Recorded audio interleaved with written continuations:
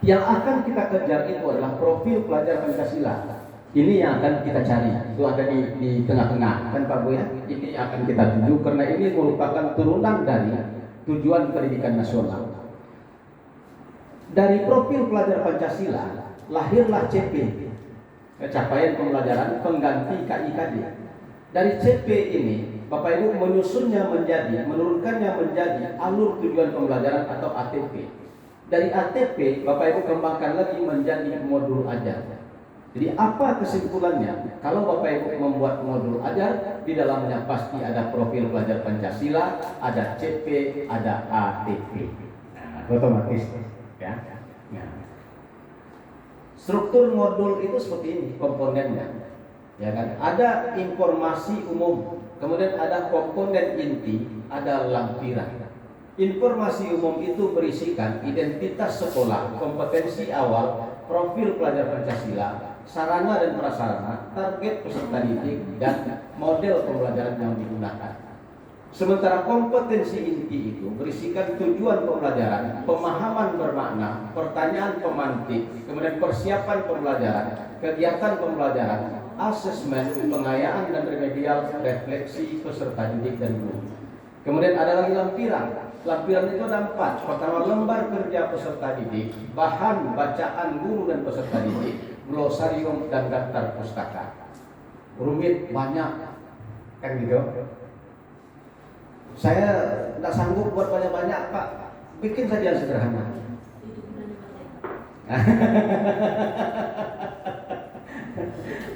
Bagaimana yang sederhana? Minimal ada 3 komponen. Pertama, ada di situ profil pelajar Pancasilanya dan tujuan pembelajaran, itu satu paket. Kemudian yang kedua ada kegiatan pembelajaran, yang ketiga ada asesmen.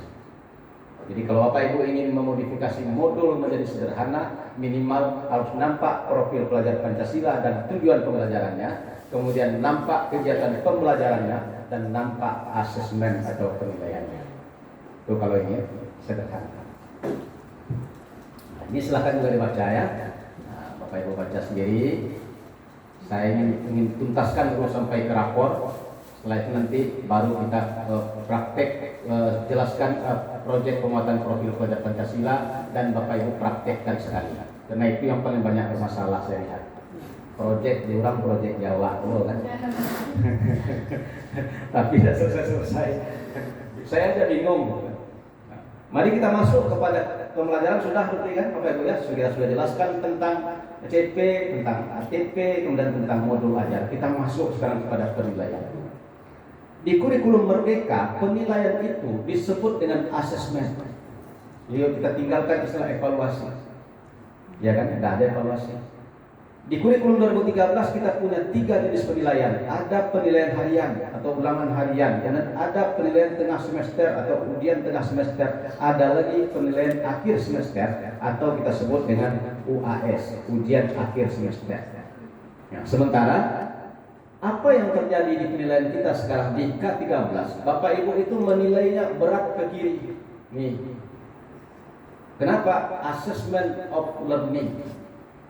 Apa yang maksudnya assessment of learning itu? Menilai hasil belajar. Kan ya, kalau Bapak Ibu ujian kan nilai hasil belajar kan. Ajar anak 1 KD dulu, saya ajar. Setelah selesai 1 KD, ayo kita ulang hadiah. Apa yang Bapak Ibu nilai? Hasil belajar mereka dalam 1 KD. Beratnya kemana? Kalau anak tak lulus apa? Anak yang salah. Kamu tak belajar, kamu tak memperhatikan waktu saya menjelaskan. Semua kesalahan bertumpu pada anak. Betul kan? Nah, apalagi Bapak Ibu diikat dengan KKM. Kata kepala sekolah, KKM kita minimal 75. Nah, itu kacau kan? Padahal tidak ada tentang minimal 75. Harusnya berdasarkan analisis kan? Nah, yang dia seperti saya katakan tadi, terbalik di kurikulum Merdeka dibandingkan dengan K13. Jadi kalau K13 kita seperti ini, beratnya ke kiri, yaitu ke penilaian hasil belajar. Sekarang beratnya ke kanan. Nah, coba lihat. Apa beratnya ke kanan? Nih, menilai hasil belajar itu bukan itu yang paling utama. Tapi yang paling utama itu apa? Assessment for learning. penilaian yang Bapak Ibu lakukan itu akan digunakan untuk memperbaiki pembelajaran berikutnya. Nah, rendah dia anak, harus perbaiki nih, gimana supaya tinggi. Tapi pengalaman saya, gitu kan, guru mengajar dengan cara yang sama dari waktu ke waktu dan tidak pernah berubah. Dan ketika anak salah, anak yang dipersalahkan, padahal anak korban. Karena gurunya tidak pernah memperbaiki cara dia mengajar dan cara dia menilai. Nah, lalu kemudian yang berikutnya apa lagi? Assessment as learning. Penilaian itu sama dengan pembelajaran. Ya artinya apa? Bapak Ibu melakukan penilaian membuat anak belajar lebih giat. Bisa enggak? Dibuat ujian ke anak, habis ujian, karena ujian itu dia makin giat belajar. Berat kan? Karena apa yang ngasih ujian itu dia makin rajin belajar. Artinya apa? Bukan nilai yang kita kejar. Yang kita kejar itu pertama proses perbaikan pembelajaran. Yang kedua adalah bagaimana membuat peserta didik lebih giat belajar. Dua itu yang kita kejar. Di assessment for learning dan di assessment of learning. Itu yang kurikulum merdeka. Jadi itu tidak sederhana. Selama ini banyak kita mengolah nilai itu dari kertas. Padahal nilai itu adalah tanggung jawab Bapak Ibu. Sekarang pindah ke kertas. Kenapa kok nilai saya sekian Bu? Ya periksa kertas ulanganmu, segitu kan? Nah, itu yang saya katakan guru tidak punya empati. Tugas utama Bapak Ibu jadi guru itu bukan menguji, memberikan materi kemudian mengujinya. Tugas utama Bapak Ibu itu adalah memberi pembekalan kepada mereka dua. Pertama soft skill, yang kedua hard skill. Soft skillnya 75%, hard skillnya 25%. Jadi yang di atas kertas itu 25% cukup. Tapi yang 75% itu berisi dua hal. Soft skill itu berisi dua hal. Pertama, kompetensi yang tidak terlihat. Kemudian yang kedua, karakter. Rendah nilainya Pak Bu, tidak sampai ke KM. Kelakuannya baik, dia rajin, dia santun, kemudian dia taat beribadah. Udahlah, loloskan aja. Ngapain pakai rem-remet? Itu tandanya Bapak Ibu punya hak menilai, bukan kertas yang menilai. Ya, nah, itu yang disebut dengan empati. Ngapain repot-repot? Ngapain jadi guru kejam betul? Macam Bapak Ibu tidak punya anak aja. Ya kan? Ini mohon maaf ya, bukan di sini ya. Bukan di sini ya. Guru matematik.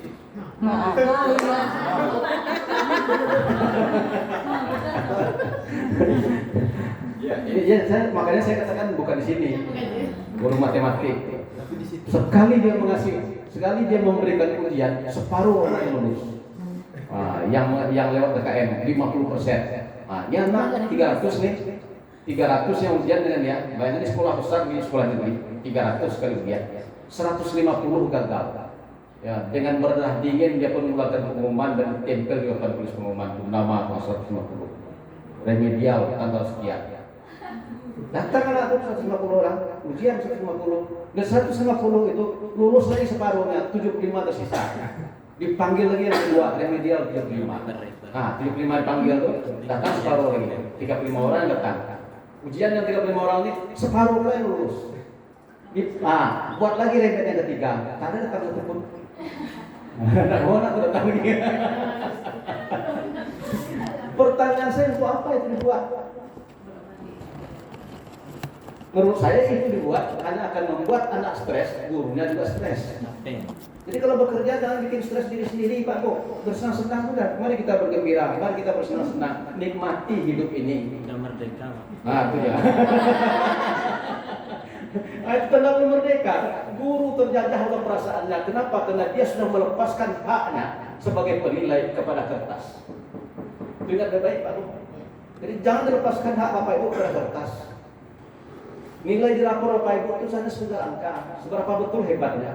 Kok sampai dibunuh masa depan orang? Tolong pertimbangkan. Pertanyaan, coba tanya ke anak itu yang sering dapat nol itu matematik, tanya ke dia. Ingin tak dia dapat nilai 100? Ingin. Tapi apa daya, tangan tak sampai. Gitu. Gunung terlalu tinggi. Gitu.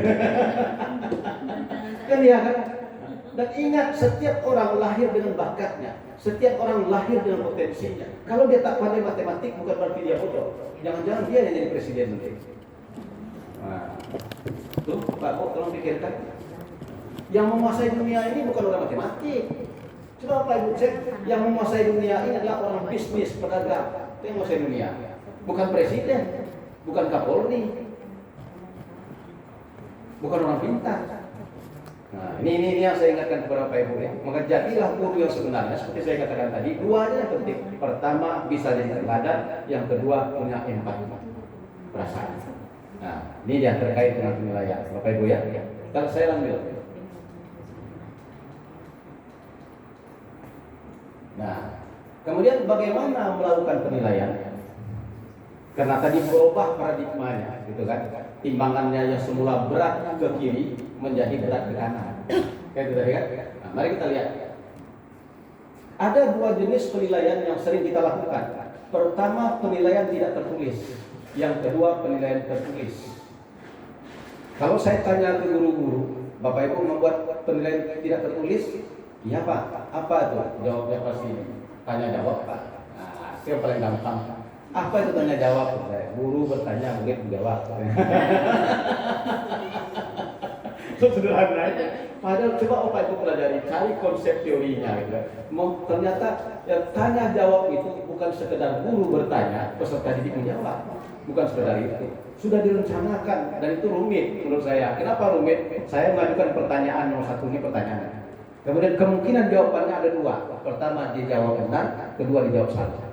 Kalau dijawab benar, saya harus mempersiapkan pertanyaan selanjutnya. Ini pertanyaannya. Kalau dijawab salah, berarti ini pertanyaannya.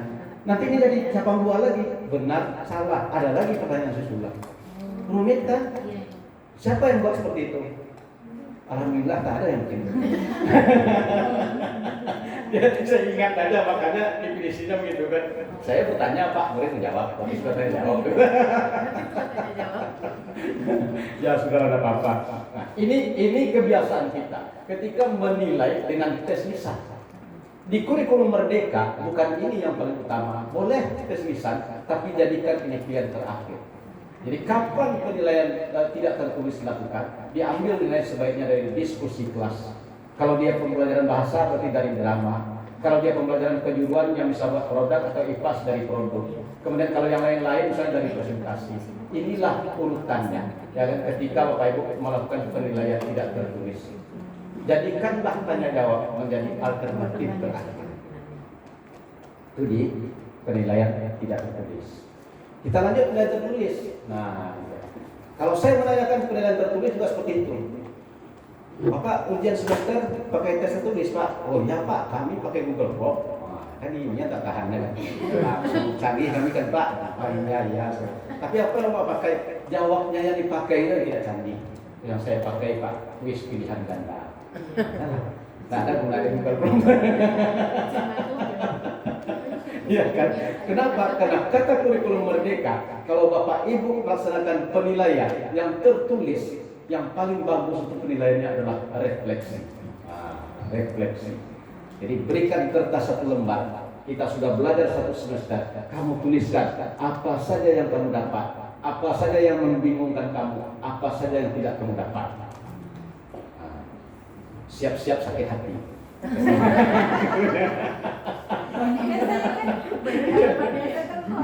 Ya, kalau anaknya menjawab jujur, anak pun dihadapkan seperti takut ya.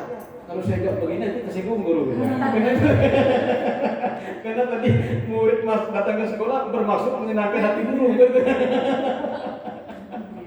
Nah, inilah berat kita itu di sini, Padahal ini yang diinginkan. Jadi tidak perlu Pak Ibu misal bikin soal banyak-banyak, tidak perlu. Cukup tanya ke dia, kamu dapat apa selama setengah tahun? Yang buat kamu bingung apa saja? Yang tak dapat apa saja? Dari 3 jenis pertanyaan ini guru udah kalah ya kan? Yang kamu mungkin ke Bapak Ibu menang dulu, kamu dapat apa? Yang kamu bingungkan apa? Itu guru kalah ya kan? Yang kamu tidak dapat apa? Itu guru kalah mutlak gitu. Iya kan? Jadi ini yang saya maknai sebagai pembelajaran terbalik. Di semuanya dibalik sekali kurikulum Merdeka. Bapak Ibu harus siap. Nah, oke ya. Menghemat Kalau kertas juga ya. Iya Pak. Menghemat kertas juga. Iya. Ini Yang ada lama kan di fotokopinya banyak. Soalnya. Jadi Ya, ini Bapak Ibu refleksi ini, ya kan, bisa Bapak Ibu buatkan dalam bentuk kuesioner. Tapi yang berat itu sebetulnya adalah menerima kenyataan. Saya prediksi. Nah, jadi yang kedua, kalau tidak refleksi, latih mereka menulis. Jadi artinya ujian itu sebagai arena belajar bagi mereka. Nah, bayangkan Pak Bu kan belajar kita di assessment as learning. Nah, kemudian membuat essay, paling kurang membuat poster. Yuk kita topik kita sekarang tentang anti narkoba, bikin poster. Nah, kamu pilih topik yang mana? Nah, itu kan.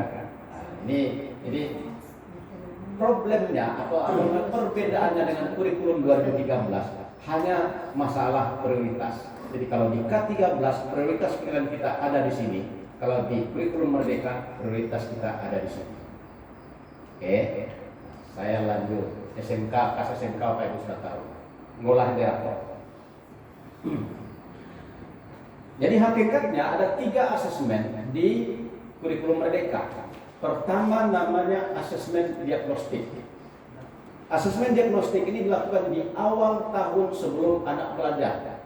Tujuannya cuma mengumpulkan data. Jadi tidak ada nilai dalam bentuk angka, tujuannya cuma berupa data dan tidak berpengaruh kepada nilai rapor. Di asesmen diagnostik hanya mengetahui kondisi awal anak sebelum belajar dan dalam bentuk data serta tidak dibawa untuk mempengaruhi nilai rapor. Kemudian berikutnya ada asesmen formatif. Asesmen formatif ini sama seperti dengan penilaian harian. Jadi penilaian proses. Jadi asesmen formatif itu penilaian proses dan kalau di K13 seperti penilaian harian. Nah, kemudian ada asesmen sumatif. Asesmen sumatif itu dibagi 2. Ada namanya asesmen sumatif lingkup materi, ada namanya asesmen sumatif akhir semester. Asesmen sumatif lingkup materi ini dalam bentuk angka, asesmen sumatif akhir semester juga dalam bentuk angka.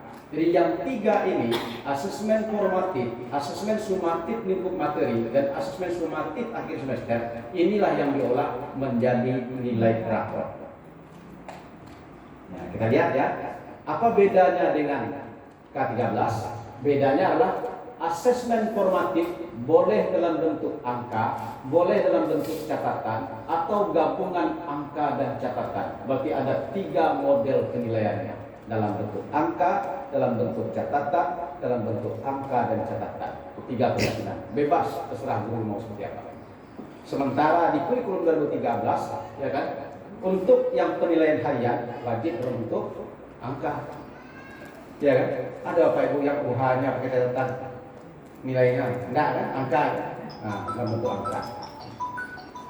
Otomatis kalau seperti ini berarti ya Bapak Ibu ya, ketika Bapak Ibu mengolah nilainya juga akan 3 kemungkinan mengolah nilai. Pertama, mengolah nilai dari asesmen formatifnya dalam bentuk angka. Yang kedua, mengolah nilai di mana asesmen formatifnya seluruhnya dalam bentuk catatan. Kemudian mengolah nilai rapor dari asesmen formatifnya yang sebahagian dalam bentuk angka, sebahagian dalam bentuk catatan. 3 macam pengolahan nilai rapor, tergantung dari cara menilai formatifnya. Ini dia cara menilai. Pertama, kalau semua dalam bentuk angka, formatif dalam bentuk angka, sumatif lingkup materi dalam bentuk angka, sumatif akhir semester dalam bentuk angka, caranya sama seperti Bapak Ibu mengolah nilai sekarang. Jadi digabung semuanya, boleh pakai robot dibagi 3, ya kan? Itu nilai rapornya.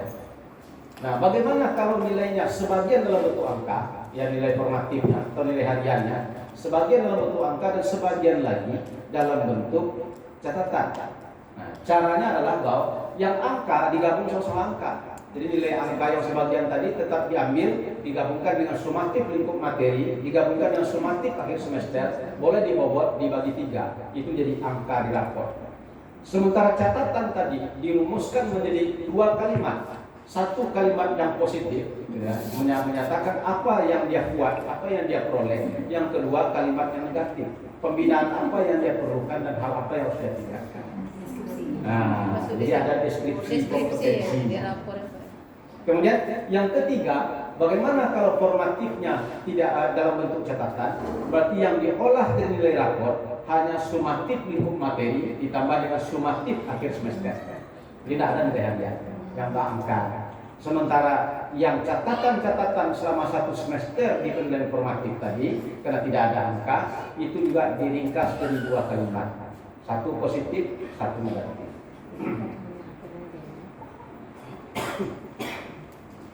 Rapor seperti ini.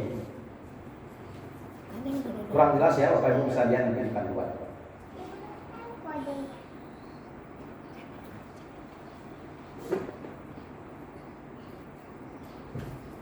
Rapor sederhana.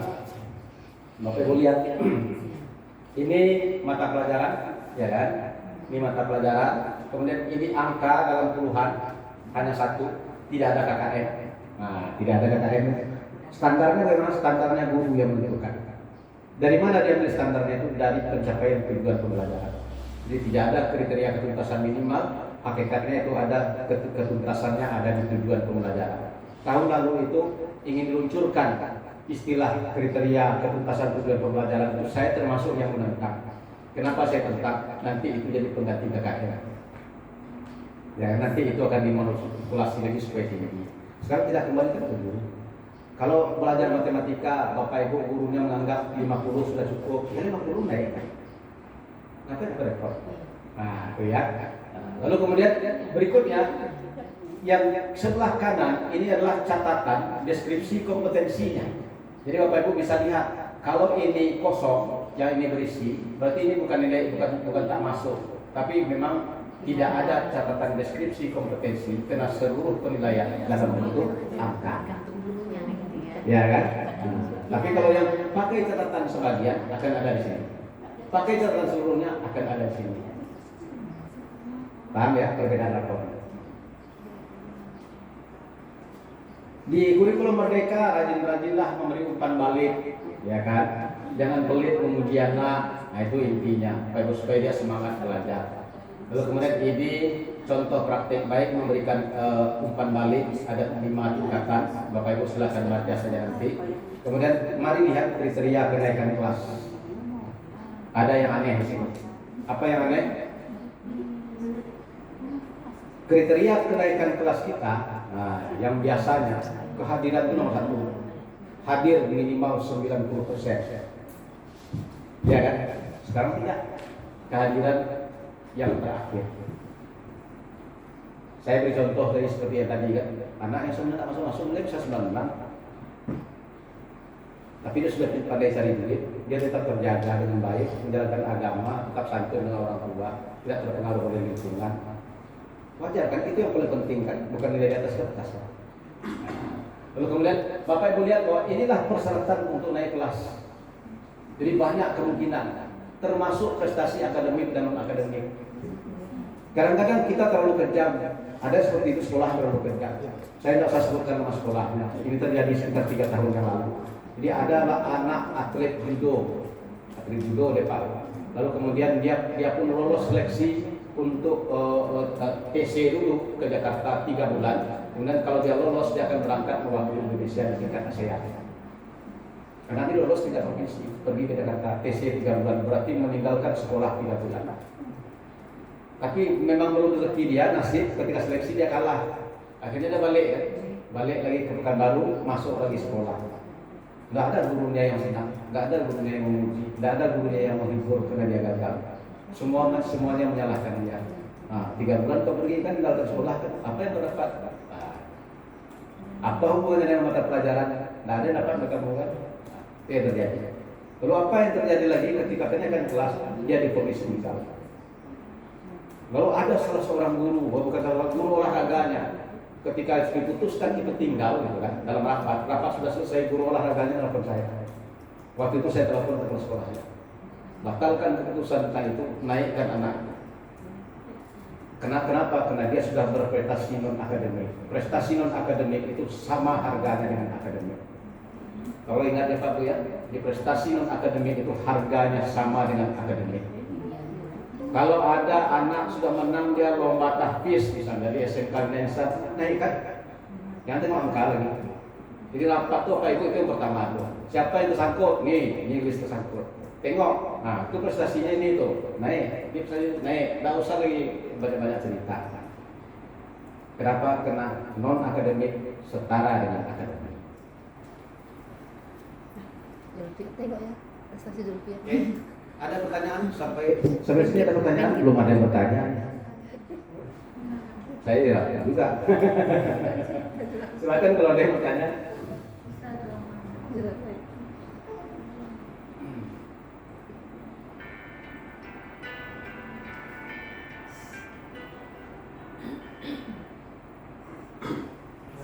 Ya, silakan Pak. Assalamualaikum warahmatullahi wabarakatuh. Izin tanya Pak, kalau saya perhatikan kalau kurikulum Merdeka ini nggak jauh beda dengan bagaimana transformasi dari dunia industri yang konvensional ke transformasi industri startup sekarang. Kalau saya perhatikannya, jadi kalau dilihat dari ini Pak, dunia kerja sekarang kan semuanya juga tidak harus di tempat, tidak harus onsite, tidak harus offline. Nah, kira-kira kalau misalkan ada siswa kita anggap dia tidak banyak ajar seperti yang Bapak bilang tadi, tidak banyak ajar ke sekolah, namun dia punya pekerjaan yang freelance di luar, apakah itu bisa jadi penilaian untuk dia? Dia bekerja freelance di luar, terus dia sekolah juga tetap, cuman memang dia otomatis kehadiran dia di sekolah kan agak berantakan tuh bagian dia bekerja dan pekerjaannya sesuai dengan bidang ini, apakah itu jadi penilaian? Bekerjanya freelance. Ya. Kemudian level kerjanya apa? Remote. Hah? Bekerja remote gitu. Di mall. Remote. Nggak bisa. Nah, remote maksudnya. Ya, nggak bisa. Nggak bisa. Nggak bisa. Jadi kita yang menghargainya, yang kita hargai Pak, bukan dia aktivitas yang dibuat, yang kita hargai prestasinya. Prestasinya. Jadi prestasinya itu mungkin apakah ada hubungan dengan akademik atau non akademik terserah. Sama dengan saya beri contoh tadi, kita masuk dia sudah master cek, gurunya pun kalah dia. Wah, itu dia. Jadi kalau masih di atas bapak masih di atas peserta didiknya, rasanya itu tidak bisa dikasih toleransi. Tapi kalau misalkan dia bekerja freelance tadi itu sesuai dengan bidang dia, berarti Tidak bisa, tidak bisa. Jadi waktunya belajar. Tapi begitu dia sudah lebih hebat dari bapak. Coba Pak bayangkan tadi, anak yang jadi master chef sudah keliling dunia, anak yang jadi desainer sudah keliling dunia. Rekeningnya kalah nggak gurunya? Tidak kalah. Nah, sekarang kalau dia cuma dapat duit 10.000, 50.000, 200.000 sehari masih belum apa-apa, Pak. Ya. Nah, jadi ukurannya itu, ukurannya prestasi. Kalau prestasi itu apa lebih hebat dari gurunya? Sama dengan Bapak Ibu, di mata saya Bapak Ibu berprestasi, kalau Bapak Ibu lebih hebat dari saya. Nah, kalahkan saya. Saya pernah training 5 bulan di Australia, 3 bulan di Jerman. Kalau sertifikat saya misalnya tingkat nasional sekarang sekitar 100 lebih yang nasional. Di Indonesia ini saya dari Aceh sampai ke Sulawesi sudah jalan. Sulawesi ke sana yang belum. Gimana ngalahkannya? Kalau di Riau ini Bapak Ibu dari kota sampai ke kampung kemana saja saya sudah sampai. Nah, ukurannya itu. Kalau Bapak Ibu hebat dari saya, yang nilainya tinggi. Kalau enggak, ya saya kalau ini suka-suka lah. Bapak Ibu lebih hebat dari saya. Tapi kalau Bapak Ibu tidak lebih hebat dari saya, Bapak Ibu harus ikut aturan saya. Ya. Sama dengan yang tadi juga Master Chef di bidang rendang, masak-masak. Dah kalah gurunya padahal masak rendang mungkin. Tapi dia tuh diakui orang dunia. Yang seperti itu kan sudah pasti jadi, Pak. Tapi kalau misalnya bekerja freelance di mall, tak bisa jadi kan? bukan maksudnya remote working gitu. Iya, oke lah remote, ya ada masalah remote ya. Nggak, itu kan bukan bukti prestasi.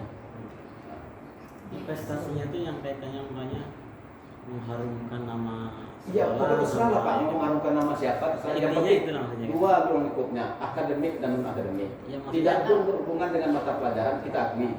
Berhubungan dengan mata pelajaran apalagi? Maksudnya yang akademiknya itu Ya. kan di luar sekolah gitu. Ya. Yang mungkin nilainya itu salah satunya di samping mamanya Rio bisa mengangkat martabat Rio dan juga sekolahnya itu maksudnya. Iya, setuju Pak. Iya, setuju Pak. Saya setuju. Ya itu dia. Saya setuju. Memang itu yang saya maksud. Marwah. Nah, iya. jadi artinya harga kita terangkat. Tapi kalau dia hanya levelnya baru sekedar misalnya tukang cuci piring, tukang bantu masak di restoran, Anda usah, tidak bisa dikasih toleransi Pak. Tapi bayangkan master chef, nah berapa kalau di hotel puluhan orang yang rekomendasi Pak. Hari ini di daftar menu kita ini loh, kalian baru tugas ini, kan itu aja kerjaan. Dalam arti berarti dia bukan pekerjaannya yang dinilai, Bukan, dia sudah menjadi lebih daripada yang seharusnya dia jadi. Bapak Ibu tahu nggak, kita SMK ini mencetak operator level 2 di seluruh orang. Sekarang kalau dia master chef, dia nyuruh orang. Kalau dia sudah desainer, dia yang memintakan orang. Jahit nih, ingat itu yang prestasi. Itu yang prestasi akademik. Tapi kalau enggak, udah masih lebih hebat Bapak Ibu, dia tidak ada, nggak bisa ditulis. Ya kan Pak? Nah, sederhana saja. Walaupun dia dapat duit di situ, karena bukan itu sasaran utama. Jadi dapat duit hari ini 50.000, 100.000, itu bukan jaminan masa depan. Tapi kalau dia dapat duit hari ini sekali order misalnya 50 juta, satu buah baju dari 1,5 juta dengan modal 100.000, bayangkan jadi apa ya? Iya. Nah, feeling Bapak Ibu bekerja di sini. Jadi artinya saya tidak bisa memberikan kriteria, karena kriteria itu akan berubah setiap saat sesuai dengan perkembangan zaman. Ya kan, feeling Bapak Ibu yang bekerja di sini. Dan kemudian kita swasta, itu keunggulan kita. Lalu yang harus diingat betul bahwa guru di abad 21 itu hanya salah satu pendidik. Pendidik itu adalah komunitas. Jadi jangan berpikir anak orang akan pintar hanya karena Bapak Ibu aja. Tidak. Isi medsos berapa benar kalau dia ingin pintar. Lebih pintar dari gurunya. Karena apa yang tidak ada di YouTube, satu aja kita lihat. Apa yang tidak ada di Instagram, satu pula kita lihat. Ya, kemudian dia sharing. Maka karena dunia sekarang tidak berbatas lagi, tidak ada batas wilayah, tidak ada batas kota, tidak ada batas negara. Itu terjadi di dunia maya. Ya kan? Nah, oke. Pak, Ya, boleh Ibu silakan. Tadi saya ada lihat yang untuk penentuan ATP itu kan, untuk yang Bapak tadi contohnya ada 11 elemen ya Pak ya, dari yang CP itu memang 11 itu yang dimasukkan ke elemennya Pak ya. Contohnya kalau kayak saya IPAS ini kan, jadi CP-nya elemennya itu hanya 3. Ya. Cuman materi-materinya ada di elemen yang pertama. Nanti kita mau memecah ke apanya itu di elemen pertama itu aja yang dipecah atau bagaimana? Proyek IPAS. Iya, proyek IPAS. Mata pembelajaran proyek itu yang harus diingat tergantung judul proyek. Nah, jadi yang pertama itu yang akan kita cari judul proyek. Lalu kemudian di waktu mengerjakan satu proyek itu semua elemen terpakai. Betul kan? Oh iya, desain iya, menjelaskan iya, menerjemahkan iya. Jadi kan elemennya ada 3 nih Pak. Iya. Berarti dalam satu proyek, Iya. 3-nya masuk gitu. Jadi berarti kalau misalnya satu semester ada 3 proyek yang dilakukan, berarti 3 kali elemennya dilakukan juga. Nah, ya kan? Lalu kemudian materinya ada di mana? Materinya ada di judul proyek. Ya, jadi kalau judul proyeknya terkait dengan materi yang nomor 1 itu baru keluarnya sekalian. Jadi berarti basisnya bukan penguasaan konten, tapi kontennya terintegrasi kepada produk yang Berarti nanti mengintegrasinya ke CP tadi kan 3 ini aja dimasukkan ke dalam elemen Pak. Ya. 3 itu ya. Iya. Makasih Pak. Oke. Ada lagi Pak Ibu? Ya, silakan. Waalaikumsalam. Pak, saya mau menanyakan yang kebetulan yang saya ampu ini sekarang untuk yang yang kurikulum Merdeka sendiri itu dasar-dasar program kerja.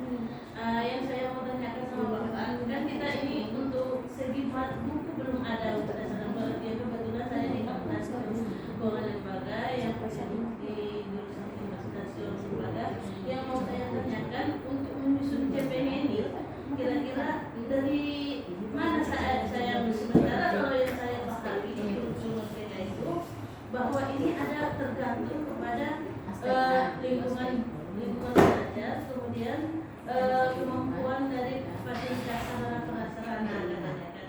Nah, kira-kira apakah bisa saya ambil dari materi, apakah saya harus menyusun sendiri atau bisa saya ambil dari yang contoh-contoh gitu Pak? Oh iya.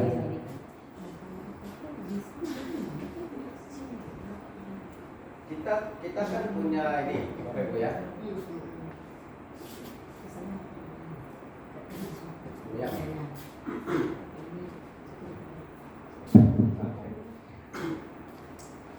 Kita berubah, tapi berubah secara mandiri.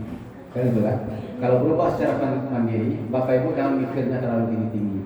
Jadi mikirnya itu sedikit digeser.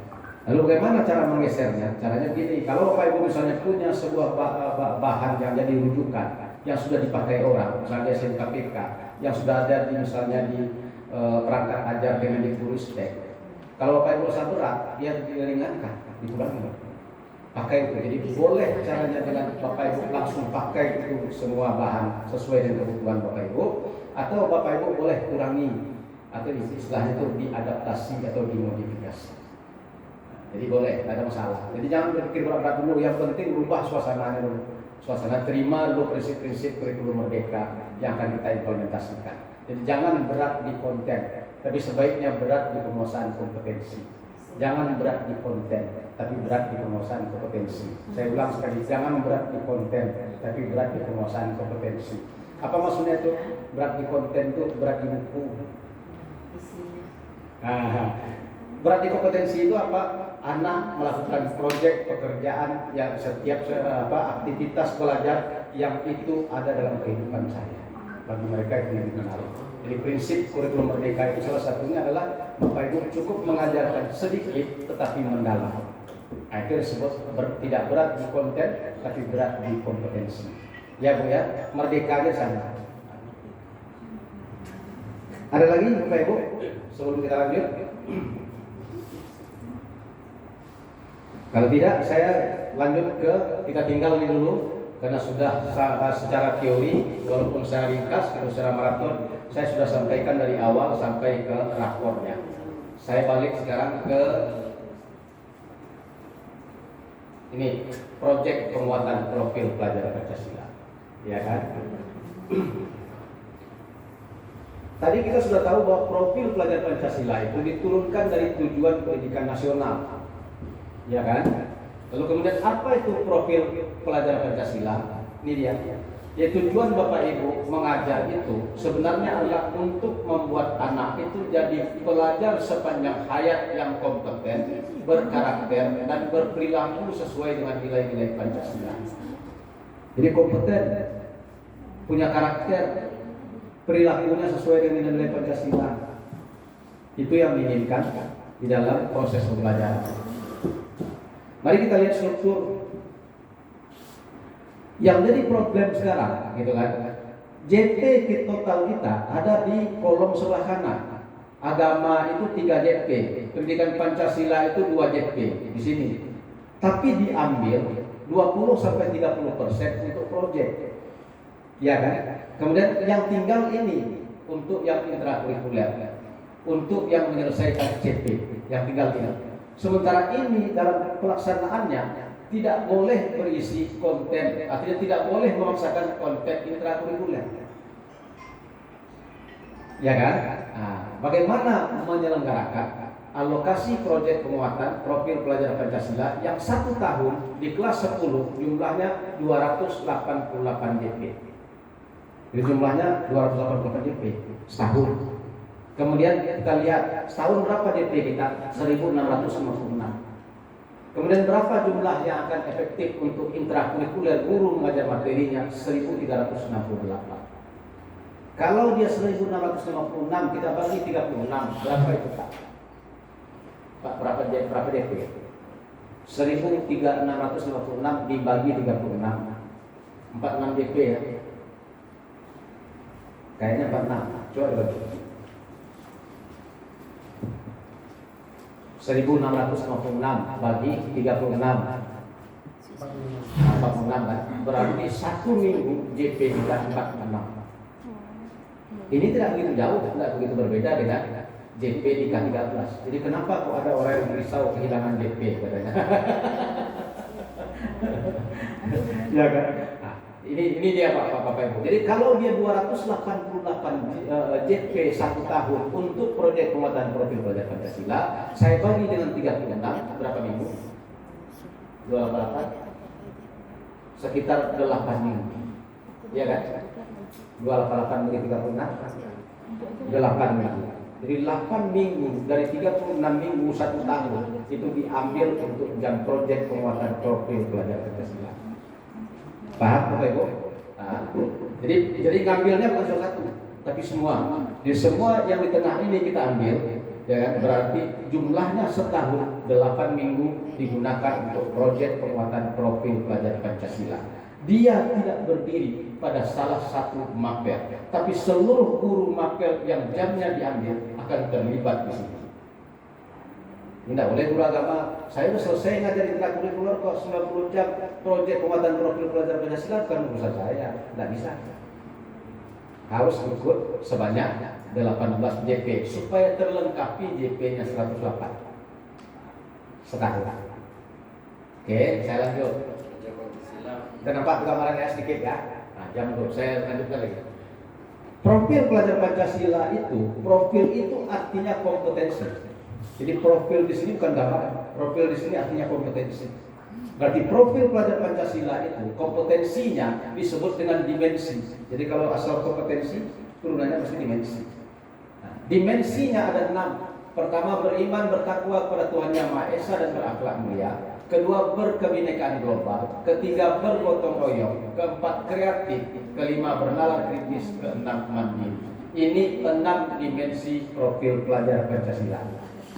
Dan 6. Lalu kemudian kita lanjut. Ada 6 dimensi profil pelajar Pancasila. 1, 2, 3, 4, 5, 6. Setiap dimensi ini diturunkan lagi menjadi elemen. Ya Pak ya. Nah, kalau perhatikan ya pemahamannya ini yang penting. Ada 6 dimensi profil pelajar Pancasila. Setiap dimensi diturunkan menjadi elemen. Sebagai contoh ini, dimensi beriman bertakwa kepada Tuhan Yang Maha Esa dan berakhlak mulia diturunkan menjadi 5 elemen. Jadi akhlak beragama, akhlak pribadi, akhlak kepada manusia, akhlak kepada alam, akhlak bernegara. Ini adalah elemen. Setiap elemen nanti, setiap elemen akan diturunkan lagi menjadi namanya sub elemen. Jadi ada dimensi, ada elemen, ada sub elemen. Kenapa saya menjelaskan sub elemen ini? Karena nanti nilai-nilai proyek penguatan profil pelajar Pancasila ini nanti ada nilainya juga. Nilainya itu berada pada sub elemen. Jadi guru akan nilai proyek penguatan profil pelajar Pancasila itu bukan pada dimensi, bukan pada elemen, tapi pada sub elemen. Jelas ya karena saya? Jadi penilaiannya nanti pada sub elemen. Kenapa? Karena sub elemen itu berbeda antara fase 1 dan fase lainnya. Jadi fase A ini dia. Fase B ini kriterianya, sub elemen ini. Ini kriterianya, sub elemen ini kriterianya. Oke, saya lanjut. Karena kita ini yang yang memang yang penting-penting saja, gitu kan, Bapak Ibu. Yang ini silakan saja dibaca.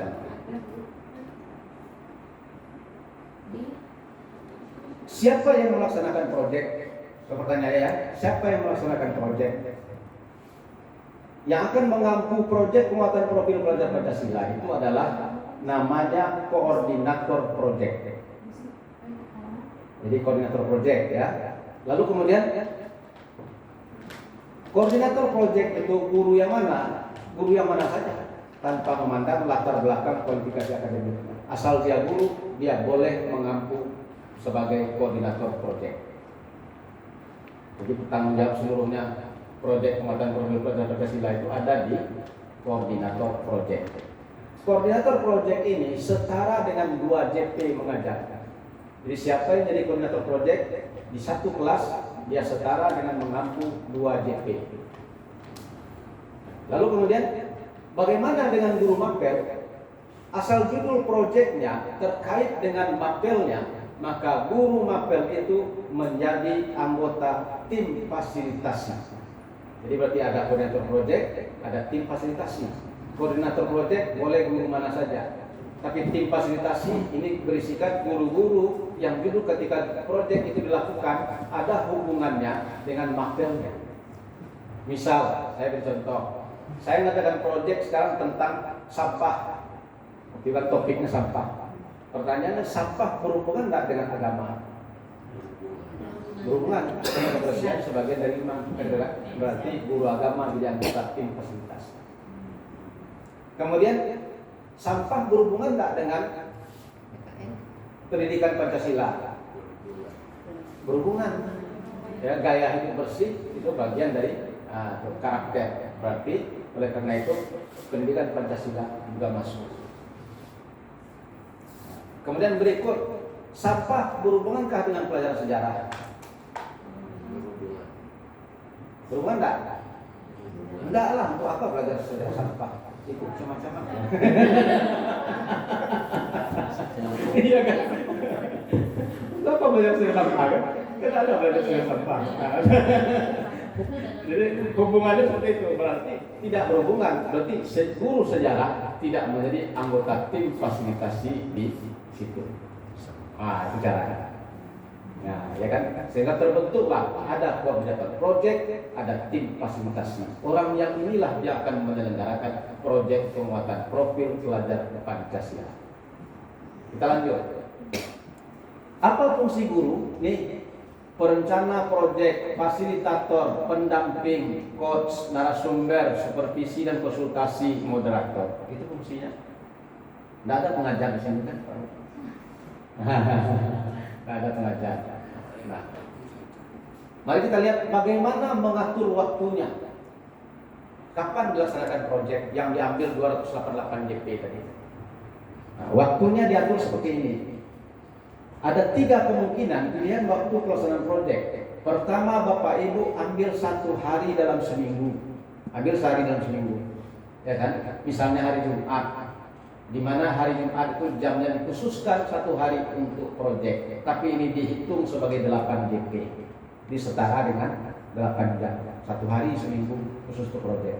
8 jam setara. 1 hari sekolah. Sampai 1 semester. Itu setara dengan 288 jam per tahun. Lalu kemudian yang kedua, mengambil setiap hari ada jadwal proyek penguatan profil pelajar Pancasila, tapi ditaruh di jam terakhir. Tidak boleh di jam pertama, di jam terakhir. 1 atau 2 jam. Apa maksud 1 sampai 2 jam ini? Apakah boleh milih 1 atau boleh milih 2 jam? Bukan. Maksudnya 1 tahun JP-nya nanti 288 JP. Kalau saya ambil 2 JP setiap hari, 1 hari 2 JP, berarti 5 hari 10 JP. Kayak itu kan? 36 minggu setahun, 36 kali 10, 360 JP. Berarti berlebih dari 288. Iya. Makanya ada yang 2 JP, nanti ada yang 1 JP.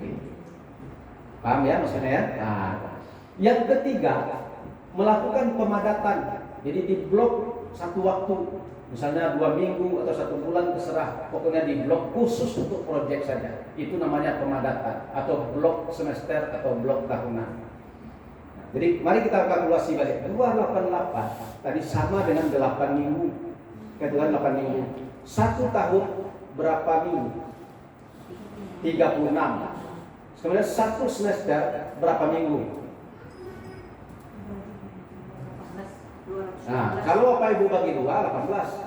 Tapi realnya tidak bagi 2. Kenapa tidak bagi 2? Biasanya kita meletakkan di semester ganjil itu lebih banyak dibanding di semester genap. Kenapa di semester genap banyak liburnya, banyak ujiannya. Nah, makanya biasanya yang paling real itu biasanya. Cukup aja anggap 20-16. Ya.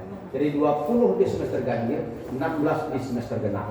Nah, kalau dia 20 dan 16, ada 8 minggu, untuk yang proyek penguatan profil pelajar Pancasila. Berarti taruh 5 minggu di semester ganjil, 3 minggu di semester genap.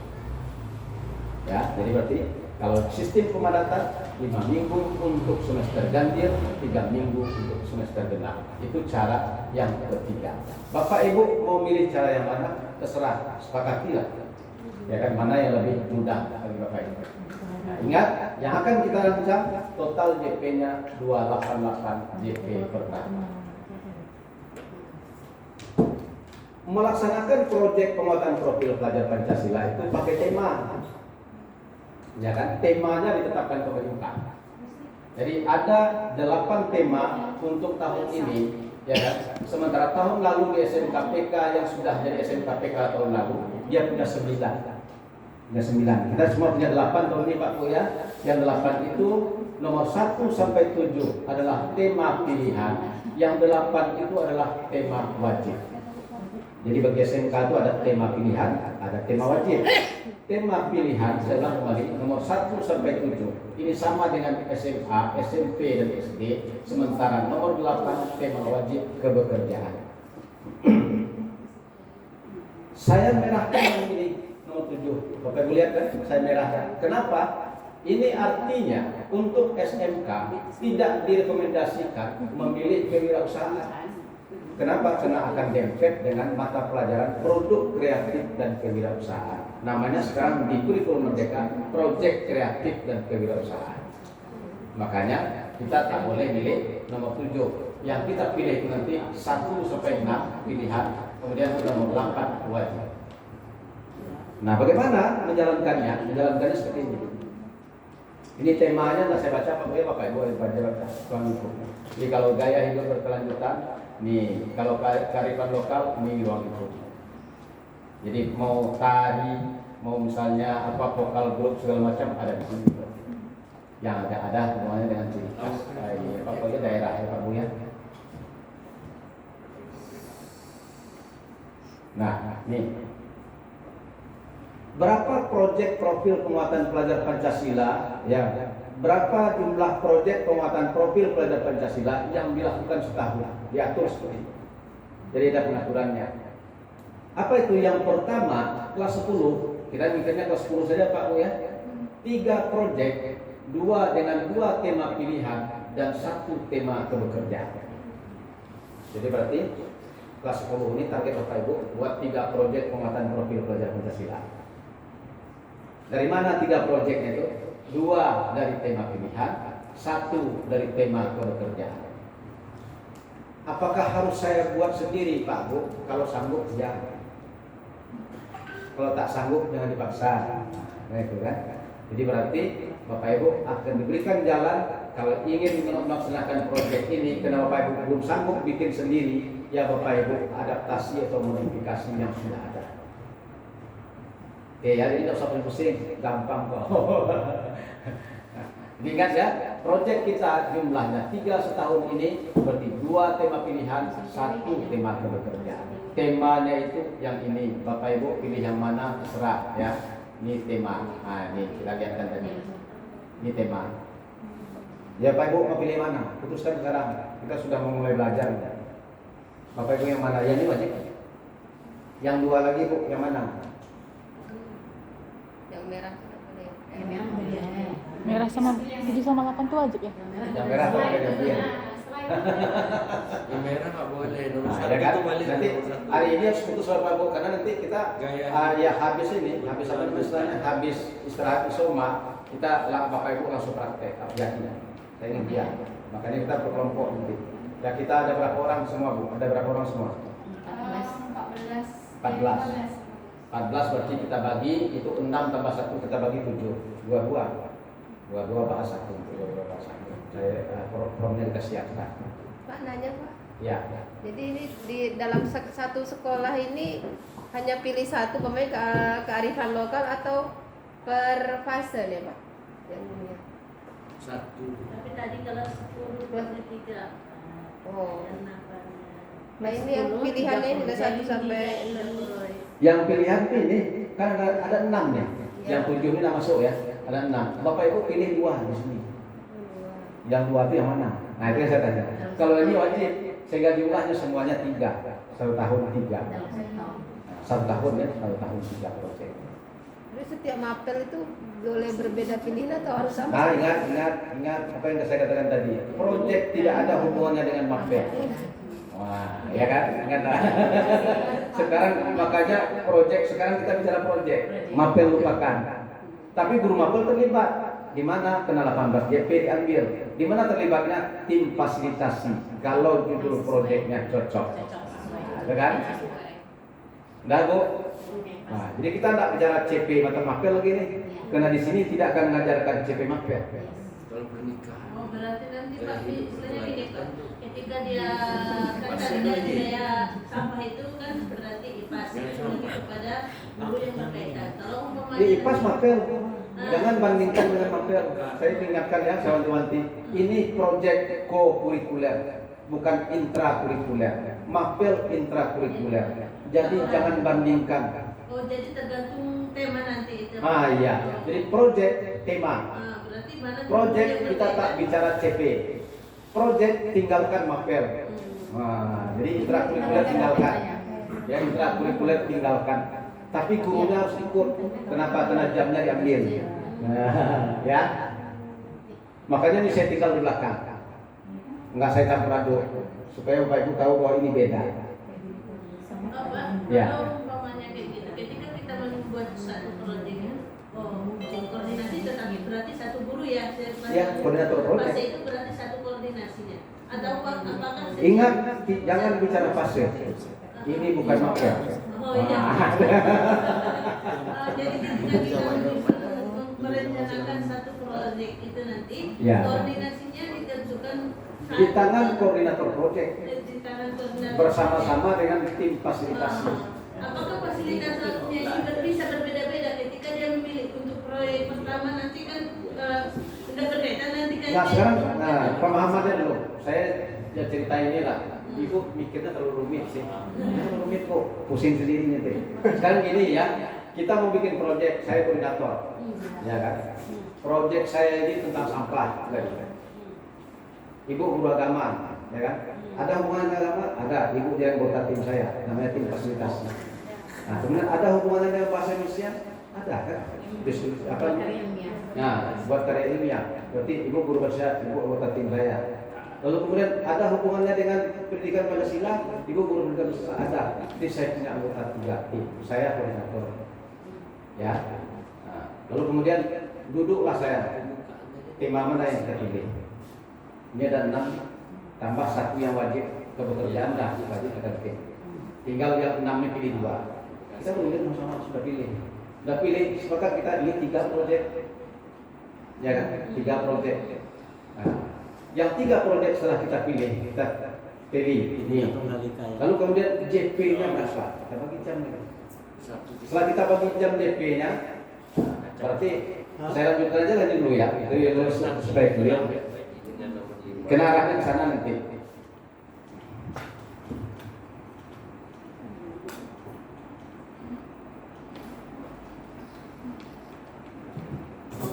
Saya kemarilah, saya biar jelas.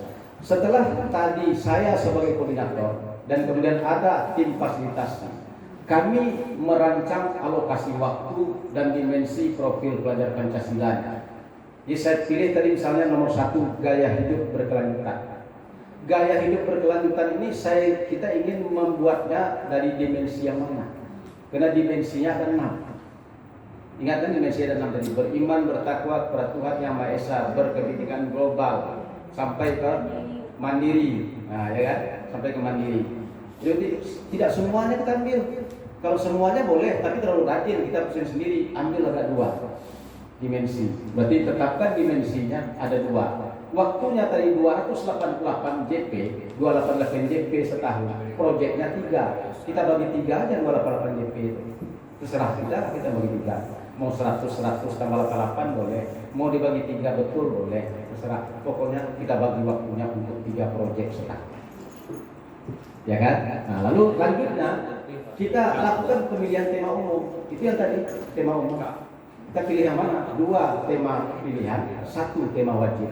Kemudian kita pilih namanya tema spesifik. Yang mana tema spesifik? Bapak Ibu jangan pusing. Saya siapkannya di sini barangnya. Bapak Ibu lihat nanti contoh. Jangan mikir yang baru, kita pikir oleh kita. Orang sudah mulai belajar. Ya. Nah, itu akan kita kerjakan. Bagaimana caranya? Nanti Bapak Ibu saya minta memodifikasi modul proyek yang sudah ada untuk kita gunakan di SMK Bina. Ya kan? Selesai tahap 1. Makanya saya minta nanti setelah ini 2 kita tetapkan 3 tiga judul project yang akan kita pakai tahun ini. Bapak Ibu runding, setelah kita isoma nanti, begitu balik isoma, Bapak Ibu pecah jadi 3 kelompok. Saya minta, kita langsung kerja, formatnya sudah selesai. Nah, ya, jadi Bapak Ibu nampak nanti jelas. Nah, ini akan kita kerjakan sampai setting minggu berapa ya. Oke, jadi berarti setelah tema umum, ya kan, yang 6 ditambah dengan nomor 8 itu, Bapak Ibu merancang tema spesifik. Apa misalnya? Bineka Tunggal Ika. Ada itu kan? Kan luas tuh Bineka Tunggal Ika. Sekarang saya ambil yang mana tema spesifik atau topik proyeknya? Saya ambil misalnya merawat keberagaman suku dan agama di Indonesia. Masuk Bineka Tunggal Ika kan? Nah, lalu kemudian misalnya tema umumnya gaya hidup berkelanjutan nomor 1. Kemudian topiknya yang mana? Topiknya misalnya pengelolaan dan pengolahan sampah. Ya kan? Gaya hidup ya. Nah, itu jelas kok bicaranya. Jadi mencari tema spesifik atau topik project dari tema umum. Kemudian nanti Bapak Ibu akan bikin alur project namanya. Alur project. Jadi alurnya seperti apa? Setelah alur project, Bapak Ibu akan susun lagi modul project. Kita tidak usah susun modul project, kita sudah tidak usah pusing-pusing cari topik project, yang ada saja Bapak Ibu modifikasi. Nah, itu yang rekomendasi saya kepada Bapak Ibu. Ini caranya saya tidak jelaskan ini. Dalam pengembangannya, ketika kita akan menjalankan proyek penguatan profil pelajar Pancasila, ada 3 tahap. Pertama tahap awal, kedua tahap berkembang, ketiga tahap lanjutan. Bapak Ibu berada di sini sebetulnya. Tahap awal, kita belum punya pengalaman. Ya, makanya jangan semuanya dibikin sendiri. Yang pusing sendiri. Ya kan? Maka cara kalau ada punya orang pakai punya orang. Kalau nggak cocok dengan kita, mari kita modifikasi. Ya, mari kita adaptasi. Nah, ya Pak lihat, karena kita berada di tahap awal. Ya, konsepnya saja pun masih kabur, gitu kan? Kalau jadi guru Bapak Ibu punya 2 perangkat. Bapak Ibu punya 2 perangkat dulu kan. Pertama ATP, yang kedua modul aja. Nah, kalau di sini di proyek penguatan profil pelajar Pancasila, kita juga punya 2 perangkat. Pertama namanya alur proyek, yang kedua namanya modul proyek. Nah, alur proyek itu ini dia Pak. Jadi ada 3 macam alur proyek yang bisa kita gunakan. Ini contoh yang pertama, ya kan? Mulai dari pengenalan sampai kepada tindak lanjut. Contoh yang kedua itu 5M, mulai dari mengamati sampai merefleksikan. Ini ada di K13. Yang nomor 1, 2 mengamati dan mendefinisikan itu dalam rangka merumuskan tujuan. Kemudian menggagas, memilih dan merefleksikan itu dalam rangka tindak lanjut. Kemudian yang ketiga, alur sekuensnya adalah ini. Temukan, bayangkan, lakukan, bagikan. Berarti ada aksi nyata di sini ketika kita menyatakan bagikan kepada peserta. Modul project strukturnya mirip dengan modul kita tadi. Ya, juga ada 3 komponen. Ada informasi umum, ada komponen inti, ada lampiran.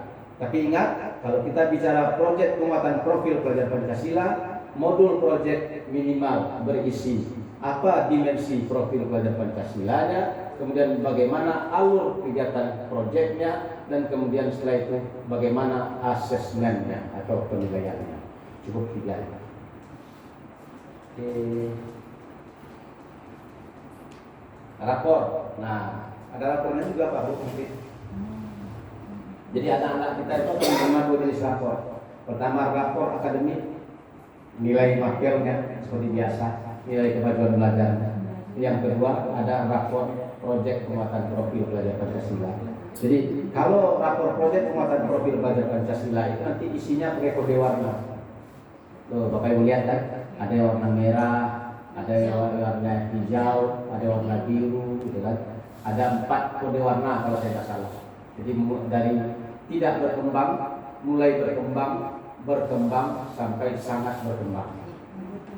Ya kan? Apa itu? MB, ya kan? Belum berkembang. BB, kemudian ada MB mulai berkembang. Kemudian ada yang berkembangnya, dan setelah itu sangat berkembang. Oke. Satu ciri khas, nah apa ciri khasnya proyek itu? Bahwa tidak ada beban bagi anak dan mereka harus bergembira. Jadi berarti di akhir proyek namanya ada perayaan proyek. Nah. Jadi satu semester bikin perayaan proyek. Nah, proyek mereka apa? Ingat pendekatan kita dua kan tadi Pak, berpusat kepada peserta didik dan pendekatan berbasis hasil. Nah, hasilnya mana? Di sini dah dia tampilnya. Jadi kalau dia bicara misalnya tentang sampah tadi, harus ada yang dibikin produk salah satu. Jadi tak cuma misalnya pergi ke tempat pembuangan sampah di Muara Fajar, nengok, wah beginilah situasinya. Kemudian bikin laporan, tidak sekadar itu. Tapi akhirnya mungkin diakhiri dengan membuat produk seperti misalnya daur sampah ulang kertas atau daur ulang apa gitu kan. Nah, seperti itu. Terbayangkan kira-kira Pak Bu. Jadi ini kan tidak membutuhkan materi pelajaran. Ini asik bagi anak-anak kalau misalnya Bapak Ibu tidak membuatnya formal. Jadi hari ini kita akan melihat tempat sampah. Kalian tak perlu datang pakai seragam. Ayo kita berangkat sama-sama ke sana. Hari ini lagi apa yang kita lakukan? Ayo kita tidak dalam kelas tapi bisa di mana? Ya, nah, itu yang akan Bapak Ibu rancang. Jadi suasananya beda. Keluar kita dari hubungan yang empat ini. Kenapa? Karena kata Ki Hajar Dewantara, pendidikan itu bukan tempat dinding. Kita ini bukan dinding. 1, 2, 3, 4. Pendidikan yang baik itu dindingnya cuma 3. Abah Ayu untuk Pak Umar, kalau yang tinggal lari anak semua keluar. Iya kan? Nah, terus tinggal Pak Bu ya. Nah, merdeka kita terus. Jadi ini ditutup dengan perayaan hasil belajar proyeknya. Jadi modelnya seperti ini. Jadi apa yang dikejar di proyek penguatan belajar Pancasila? Yang dikejar itu adalah ini Pak, pembelajaran bermakna, pemahaman bermakna. Jadi kalau anak mengalami sendiri, itu bagi dia lebih bermakna. Ini ada beberapa istilah baru ya kan. Yang pertama tadi itu pertanyaan pemantik. Apa itu pertanyaan pemantik? Pertanyaan yang memancing rasa ingin tahu mereka. Kapan itu akan memancing rasa ingin tahu mereka? Yang pertama, kalau itu ada dalam kehidupan sehari-hari. Yang kedua, kalau itu akan memberikan keuntungan bagi mereka. Itu menarik bagi orang. Tapi kalau ada rugi, dia lari cepat. Nah, begitu juga ini pembelajaran bermakna. Ya, seperti ini. Jadi anak itu tidak terlalu dikontrol, dikumpul oleh guru. Tidak harus dipaksakan menguasai ini dan itu. Tetapi dia akan mendapatkan makna sendiri dari dia beruji coba dan berproses. Selain dari pembelajaran bermakna, ada satu istilah lagi namanya pemahaman bermakna. Pemahaman bermakna itu intinya adalah apa sebetulnya hasil belajarnya yang akan dia pelajari. Jadi Bapak Ibu itu beratnya, kalau Bapak Ibu merancang pembelajaran, berikan pemahaman bermakna. Setelah belajar ini anak akan dapat apa? Baru kita bisa nagih anak, kamu tadi belajar dapat apa? Karena Bapak Ibu sudah makan target setelah belajar anak dapat ini. Oke ya, itu menariknya di kurikulum 2013. Silakan, kita masih punya waktu untuk sesi tanya jawab. Tapi sebelum kita istirahat, saya akan berikan ini yang akan Bapak Ibu kerjakan. Kita mulai Bapak Ibu mulainya dari mana dulu? Dari APP, modul atau dari proyek? Dari Proyek ya. Yang agak lebih menantang proyek. Ya, dari proyek. Sebab nanti kalau kita Bapak Ibu sudah ke sini, saat ini yang modul aja, nanti di proyek Bapak Ibu goyang gitu. Jadi sebelum goyang, yuk. Ya, tinggal untuk. Biar keras dulu ya. Ya, silakan. Rekayasa dan teknologi ketika kita kan kita SMK nih. Kalau rekayasa dan teknologi ini berarti kita membuat sebuah produk yang kaitannya dengan teknologi. Contohnya misalnya robot gitu ya, bisa ya Pak? Kata kuncinya ketika mendesain proyek, sesuaikan dengan kondisi sekolah. Nah, ya. Jangan nafsu besar tenaga kurang.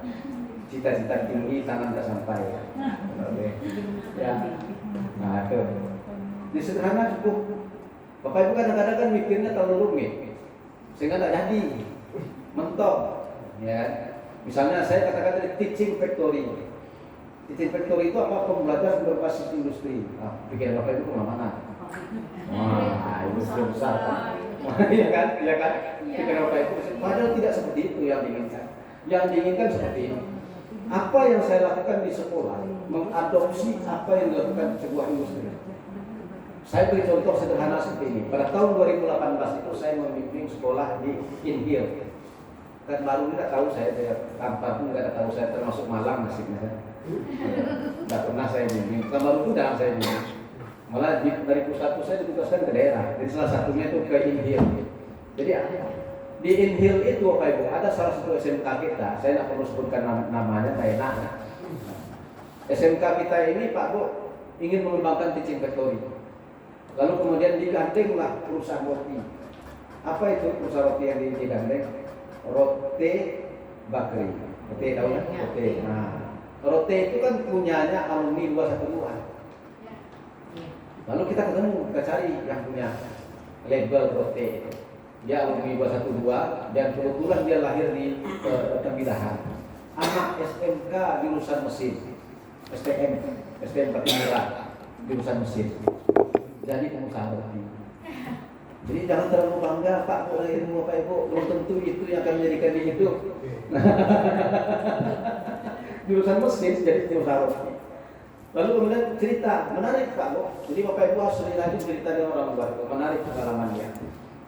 Ternyata kalau kita menggunakan merek dagang dari Van Holland atau sejenisnya, dengan fried chicken, Van Holland segala macam, itu bukan main Pak Bu. Apa bukan mainnya? Dia minta 60% keuntungan store sebagai hak milik dia. Jadi duduk-duduk aja deh Pak Bu. 60% satu potong roti Van Holland 60% keuntungannya kan mahal kan, donatnya mahal tuh. Nah, 60% keuntungan masuk ke yang punya merek dagang. Yang kerja cuma dapat 40%. Sewa toko 40%. Ini segala macam 40% bayar. Royalty. Itulah bisnis. Kejam kan? Dia menggunakan prinsip syariah. Jadi bayangkan kenapa roti itu banyak bertebaran? Kan banyak sekarang kan cepat kan kemudian karena yang punya ini merek dagang roti itu cuma ngambil 5%. Misalnya nggak mau banyak Pak, 5% saya ambil. Tapi yang 5% ini dianggap 40% yang diambil. Tadi kan Van Holland kan 60% ngambil. Dia ngambil 40%, tapi 40% itu yang jadi milik pribadi dia 5%. Yang dari 35% lagi itu 15% itu disimpan, ditabung.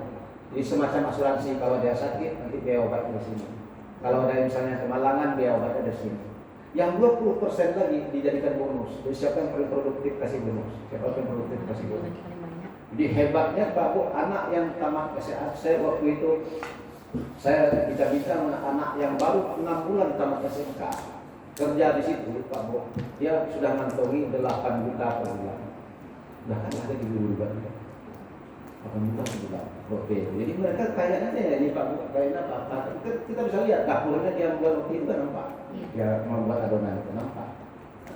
Lalu kemudian waktu itu saya juga bincang-bincang dengan yang punya. Dia mengatakan modalnya itu kalau bapak ingin buka boleh Pak buka, ambil, tapi tidak masalah. Yang penting perjanjian kita itu. Dan modalnya berapa? Modalnya selain dari tempat ruko kita siapkan itu 600 juta sudah cukup untuk berapa? 600 juta. Nah, tapi karena itu sekolah swasta, saya tidak berani. Kalau sekolah negeri saya tidak berani. Karena kan itu milik pemerintah. Kalau sekolah swasta saya suruh ambil, mari kita buka toko roti. Nah, lalu kemudian dasar mereka itu seperti apa? Jadi yang harus menarik itu Pak Bu, kita ini kan tak pernah mikir ini, tak pernah mikir kenapa orang kalkulasi orang bagaimana. Kita cuma lihat orang laris jualan roti, kita bikin roti. Orang laris jualan sayur, kita buat sayur. Kita kan cuma pandainya itu. Ternyata bukan itu yang penting. Yang penting itu adalah survei pasar. Jadi yang pertama yang coba Ibu lakukan survei pasar. Dan apa survei yang dilakukan oleh Rote ini tadi di sekolah itu di SMK itu? Dicari berapa jumlah peserta didik anak seusia sekolah dan berapa sekolah yang ada di sekitar itu. Dapatlah waktu itu ternyata jumlah anak sekolah yang masih terjangkau oleh kita kalau mengantarkan roti 15.000 orang. Ini jumlah anak 15.000. Nah, dalam kalkulasi dan rumusnya, ya ternyata dari hasil survei menunjukkan 30% anak usia sekolah makan 1 potong roti setiap hari. Itu rumus kita.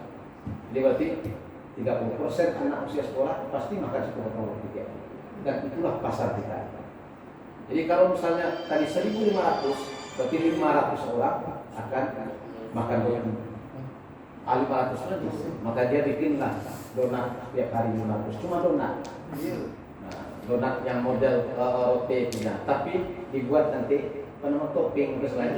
Nah, toppingnya yang beraneka ragam yang sesuai dengan selera. Itu jalan terus sehari terus sampai sekarang. Itulah yang dicintai. Yang penting rutinitas produknya terjaga, kemudian yang penting duitnya masuk terus lalu terus. Sekarang Bapak Ibu tantangannya itu mana berapa duit untuk yang ngalir ke dalam. Jangan cuma yang keluar aja terus. Medsos berapa? Ya. Nah, jadi nasib Bapak Ibu hanya Bapak Ibu yang akan berubah. Nggak ada orang lain yang akan berubah. Saya tidak berbicara teori. Nah, Bapak Ibu akan jadi apa? Tergantung dari sini. Ini kata kunci yang pertama, kita bersama ini Pak Bu ya, hati bersihkan. Isi hati Bapak Ibu yang bersih. Lalu kemudian apa selanjutnya? Pikirkan yang baik-baik. Jadi tidak usah mikir yang lain. Pak Kepsek ini mobil baru di urusan dia, urusan kita pikirkan. Tidak usah mikirkan. Ya, bisa begitu.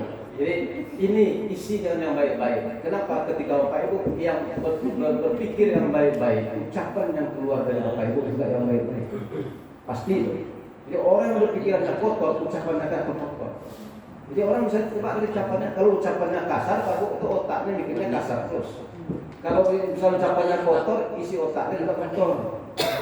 Itu kalau Pak Leman, saya hanya berpengalaman karena saya sudah tua aja. Maaf ya. 2 tahun lagi saya mau pensiun, makanya saya sampaikan pengalaman saya. Lalu yang kita ucapkan itulah yang kita lakukan.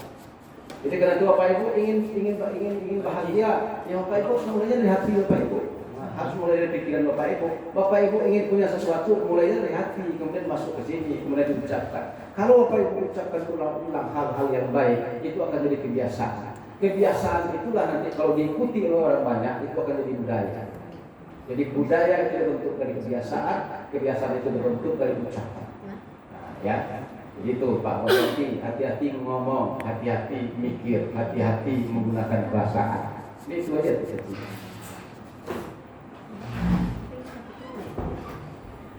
Baik, aku tadi sudah melatih kemana-mana untuk saya.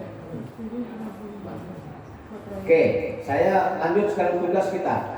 Tugas kita silakan Bapak Ibu file yang Bapak Ibu buka file yang saya bagikan. Nah, saya akan lihat dulu ya di sini. Filenya tadi apa namanya?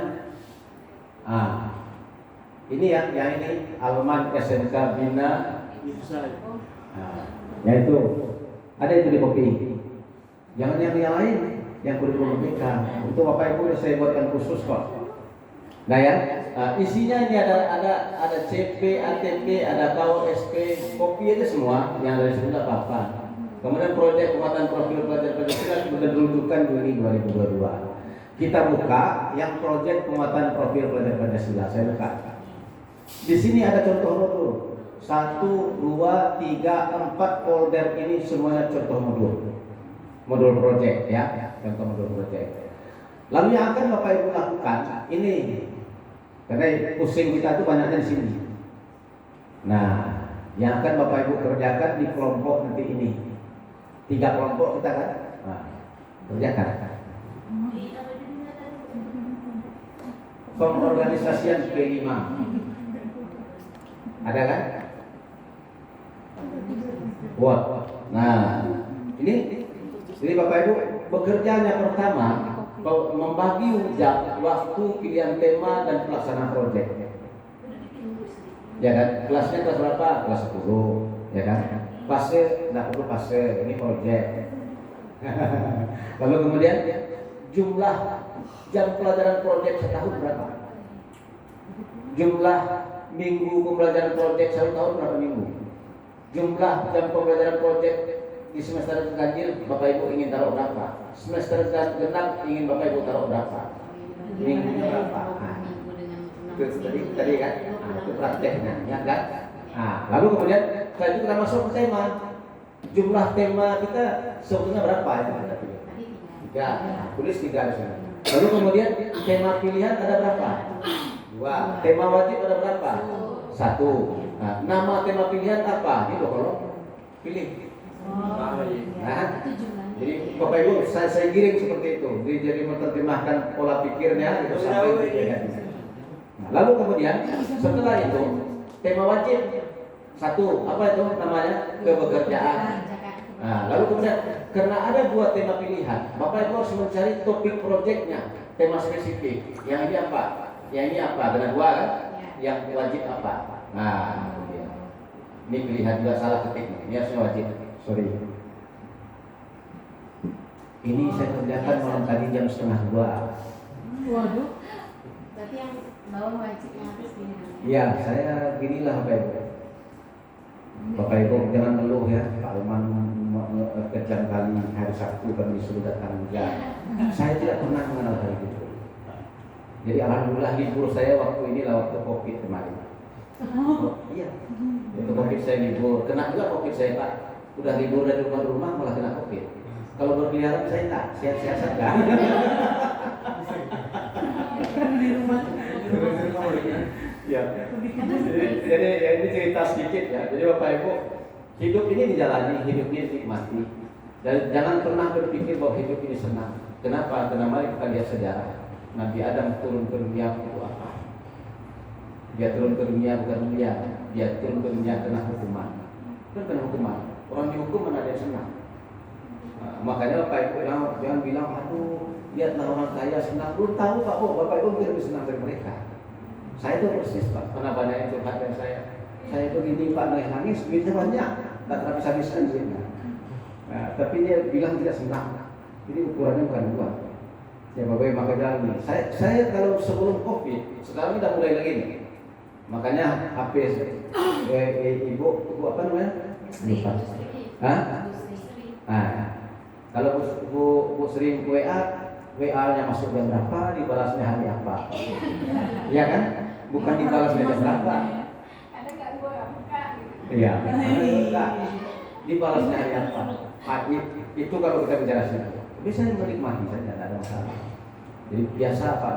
Jadi hari ini saya di sini, besok saya ke sana, dan kemudian saya berangkat turun dari rumah jam 4 pagi, jam 3 pagi itu biasa. Pulang jam 10 malam, jam 12 malam. Bapak Ibu siapa yang berani di sini sendirian malam-malam berangkat ke Timbilan Pekanbaru? Saya Timbilan Pekanbaru sama dengan sini ke Padang Pak. Dikir. Berangkat jam 9 malam sampai jam 5 subuh. Sendirian Pak. Hah? Sendirian. Nah, tidak masalah, no problem jalannya aja. Dan saya tidak pernah mengenal hari libur. Karena orang daerah itu saya beri hari akhir pekan. Jadi kalau Jumat Sabtu Minggu saya memang keluar Pekanbaru. Senin, Selasa, Rabu, Kamis itu untuk Pekanbaru. Jadi kalau Bapak Ibu ingin merancang kegiatan akan terkabulkan, ambillah hari itu. Karena memang desainnya seperti itu. Tapi sekarang ini saya sebentar lagi memasuki hari-hari sibuk, yang akan mungkin juga akan susah saya bagi waktu. Kenapa? Karena ada 43 saya KPK. Semuanya nyari Pak Alman.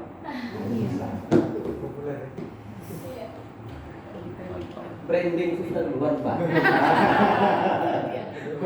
Jadi kalau Bapak Ibu itu yang paling penting itu branding dulu. Ya kan? Branding dulu. Jadi kalau Bapak Ibu sudah punya brand, entah apa, padahal saya ini bodoh kan. Cuma pintar saya. Tapi tetap orang cari Pak Alman. Nyaman.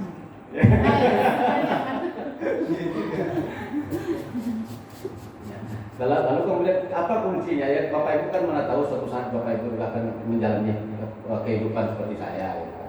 Kata kuncinya itu adalah kita perhatikan yang dibutuhkan kemudian seperti apa. Makanya ini malam tadi saya kerjakan. Kenapa? Karena saya tak punya waktu. Saya masih ikut diklat kemarin sampai jam 3:30, ya kan? 3:30 selesai tutup. Kemudian saya juga harus menghadiri malam pembukaan diklat di Hotel Mutiara Merdeka. Karena saya ketua penelitiannya. Anak buah saya hebat. Ya kata ada pun ketuanya selesai udah dia semua. Saya cuma tinggal ngasih laporan aja waktu saya pembukaan. Kemudian pulang saya sekitar jam 10 malam saya mengerjakan tugas yang saya tercicil 8 buah tugas. Selesai jam 1:30 baru mengerjakan. Ya kan? Ini no problem. Ya Bapak Ibu. Jadi apa artinya yang seperti saya katakan tadi, Bapak Ibu semuanya diawali dari sini. Kemudian diawali dari sini. Ya. Kita tidak usah berpikirkan orang lain, kita aja yang berpikirkan. Ya, sepanjang kita berbuat baik, dengan kita akan menuai yang baik. Tidak mungkin kita menanam biji jagung tumbuhnya nangka, kan mungkin. Ya Bapak ya, nah itu. Terutama untuk yang muda-muda. Lalu kemudian Bapak Ibu punya kesempatan besar. Nah sama dengan saya dulu. Kalau saya dulu jadi guru, ini cerita jadi guru kan. Saya tidak pernah bercita-cita jadi guru. Cita-cita saya jadi dokter. Terus terang. Dan saya sebenarnya mampu untuk itu. Kenapa? Kalau dari sisi prestasi, saya dari SD sampai SMA itu takkan pernah juara 2 dalam kelas itu, pasti juara 1. Makin hebat kawan saya menjadi makin tinggi. Nah, itu bintangnya. Makanya saya berani masang cita-cita jadi dokter. Tapi itu tadi gunung tinggi, tangan tak sampai. Itu tadi. Akhirnya kan saya carilah. Jadi saya dulu tamat SMA itu saya SMA lupa. Tamat SMA itu saya mengantongi 2 undangan. Waktu itu bisa ada 2 jenis model undangan. Selama saya itu. Pertama undangan ke UI jurusan fisika nuklir. Yang kedua undangan ke FPTK IKI Padang jurusan teknik elektronika. Saya ambil yang nomor 2. Kenapa? Yang tidak ada duit. Saya mau orang miskin. Nah, lalu di FPTK IKI Padang itu saya dapat beasiswa sebulannya 20.000.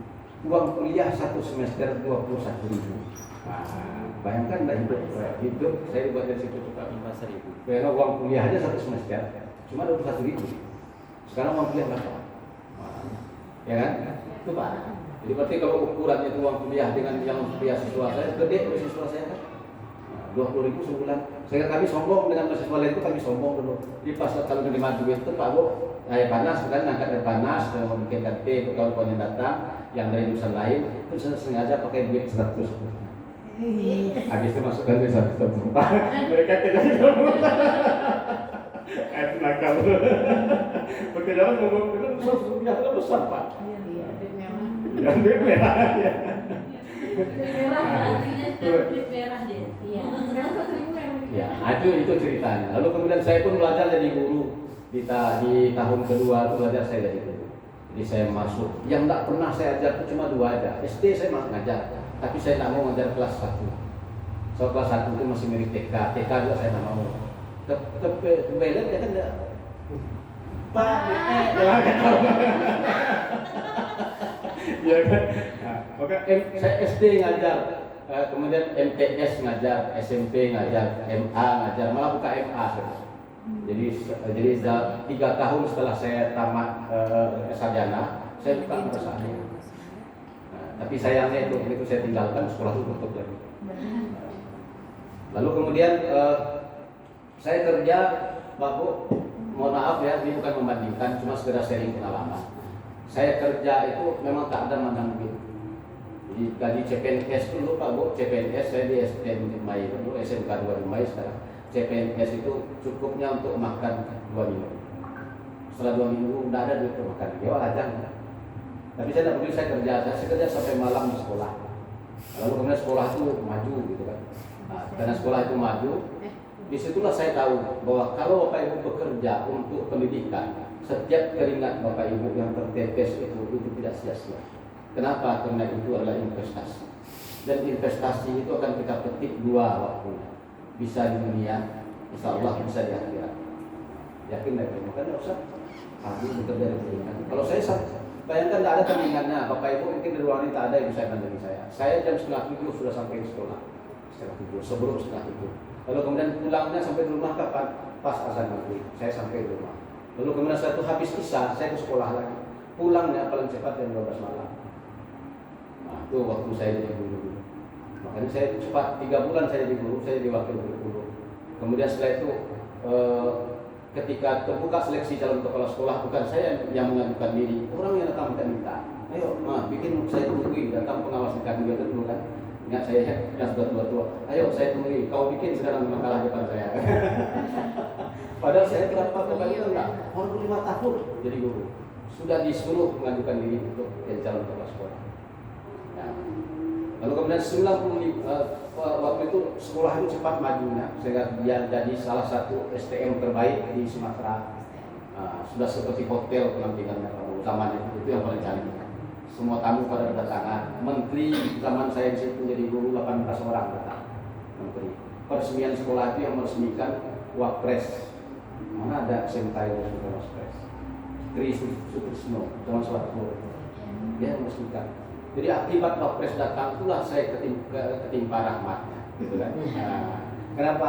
Karena kan orang Jakarta sibuk pada datang semua kan. Pejabat itu, kita tahu bahwa dia pejabat. Jadi yang saya temani itu satu namanya kepala subdit yang khusus mengurus pelatihan ke luar negeri. Nah, lalu kemudian yang satu lagi ada ibu-ibu bosnya yang melayani istri saya. Nah, makanya yang ibu ini kalau setiap ketemu kemana saja Jakarta Bandung dia bilang, nah ini anak saya nih, Alman anak saya, yang bapak ini juga. Sehingga begitu ada saudara keluar negeri saya telepon, Pak Alman mau nggak ke Australia? Siapa yang nolak?